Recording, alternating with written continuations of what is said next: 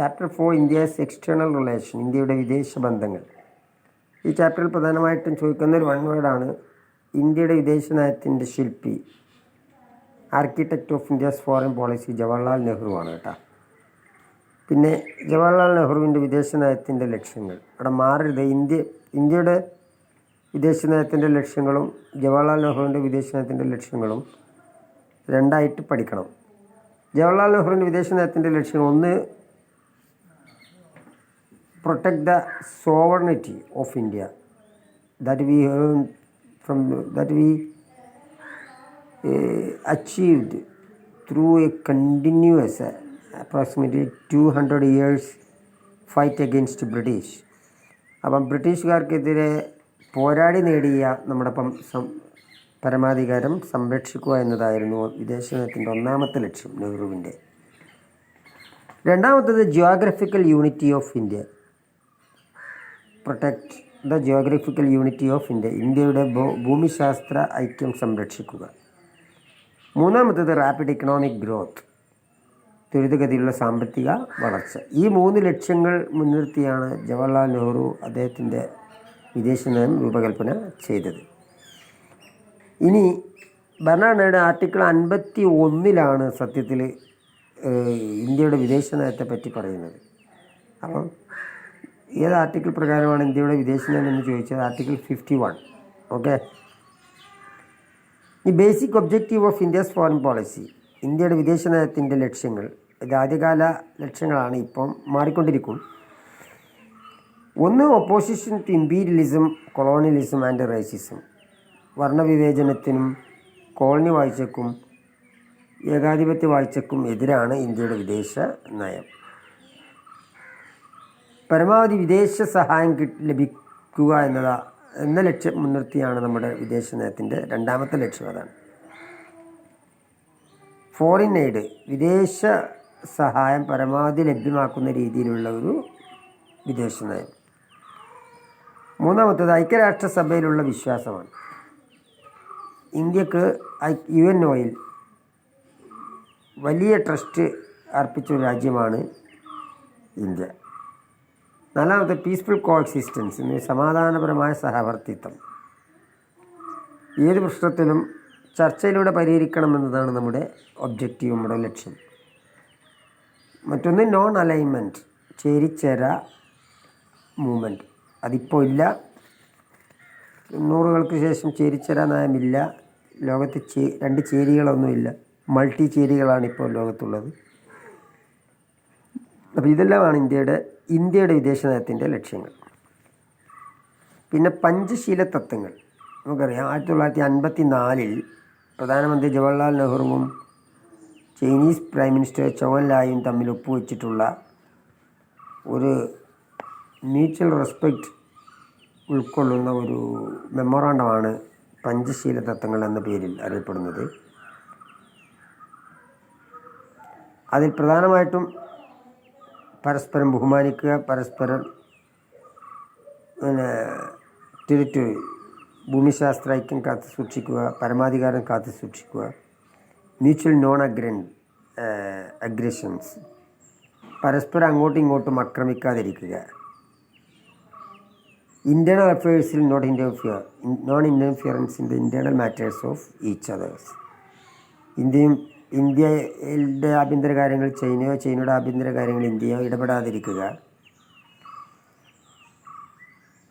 Mutual friendship, പരസ്പരം സുഹൃത്തുക്കളായി കഴിയുക, സമാധാനപരമായ സഹവർത്തിത്വം. ഇതൊക്കെയായിരുന്നു പഞ്ചശീല തത്വങ്ങൾ. ഈ ഭാരതത്തിൽ ചിലപ്പോൾ ചോദിക്കുന്നതാണ് ഇന്ത്യ ചൈന ബൈ ആൻഡ് കോൺഫ്ലിക്റ്റ് റിലേഷൻസ്. ശ്രദ്ധിക്കുക, ഇന്ത്യയും ചൈനയും തമ്മിൽ തുടക്കത്തിൽ നല്ല സൗഹൃദത്തിലായിരുന്നു അവരുടെ ബന്ധം ആരംഭിച്ചത്. 1949 ചൈനീസ് കമ്മ്യൂണിസ്റ്റ് വിപ്ലവത്തെ ആദ്യമായി അംഗീകരിച്ചത് ജവഹർലാൽ നെഹ്റുവിൻ്റെ ഇന്ത്യയായിരുന്നു. അതുപോലെ ഐക്യരാഷ്ട്രസഭയിൽ അടുത്ത സെക്യൂരിറ്റി കൗൺസിലിൽ സ്ഥിരാംഗത്വത്തിനുള്ള ചൈനയുടെ അവകാശവാദത്തിന് ഏറ്റവും പിന്തുണ നൽകിയത് നെഹ്റു ആയിരുന്നു.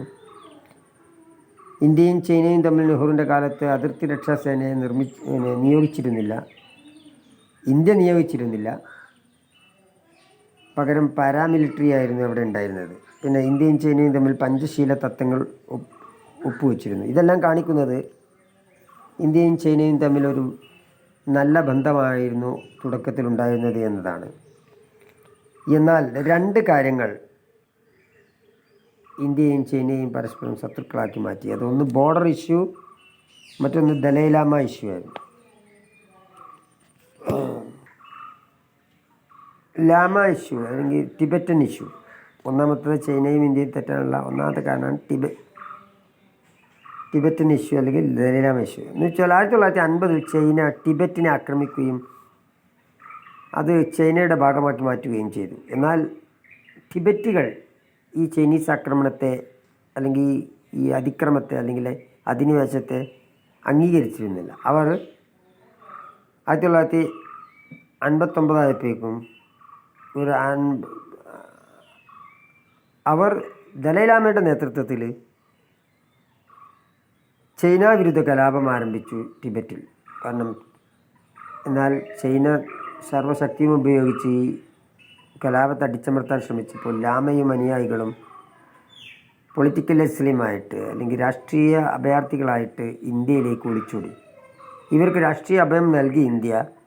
അവർക്ക് ഹിമാചൽ പ്രദേശിലെ ഷിംലയിൽ ഒരു പാഠശാല, ലാമ എന്ന് വെച്ചാൽ ബുദ്ധമതക്കാരുടെ ആത്മീയ നേതാക്കന്മാർക്ക് പറയുന്ന പേരാണ് ലാമകൾ.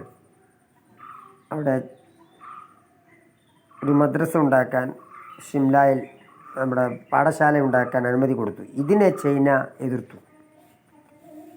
ചൈന പറഞ്ഞു ലാമ ഇന്ത്യയിലിരുന്നു കൊണ്ട് ചൈനക്കെതിരെ ഗൂഢാലോചന നടത്തുകയാണ്, അതുകൊണ്ട് ഇന്ത്യ ലാമയെ ചൈനക്ക് കൈമാറണമെന്ന് ആവശ്യപ്പെട്ടെങ്കിലും ഈ ഡിമാൻഡ് അംഗീകരിക്കാൻ ഇന്ത്യ തയ്യാറായില്ല. അതിനെ തുടർന്ന് ഇന്ത്യയും ചൈനയും തമ്മിൽ പതിയെ ഒരു ശത്രുതാ മനോഭാവത്തിലേക്ക് മാറുകയുണ്ടായി. രണ്ടാമത്തേത് അതിർത്തി തർക്കമാണ്. കൊളോണിയൽ കാലത്ത് അല്ലെങ്കിൽ ബ്രിട്ടീഷുകാരുണ്ടാക്കിയ മക്മോഹൻ ലൈൻ ആണ് സത്യത്തിൽ ഇന്ത്യ ചൈന അതിർത്തി. ഈ അതിർത്തിയെ അംഗീകരിക്കാൻ ചൈന തയ്യാറായിട്ടില്ല.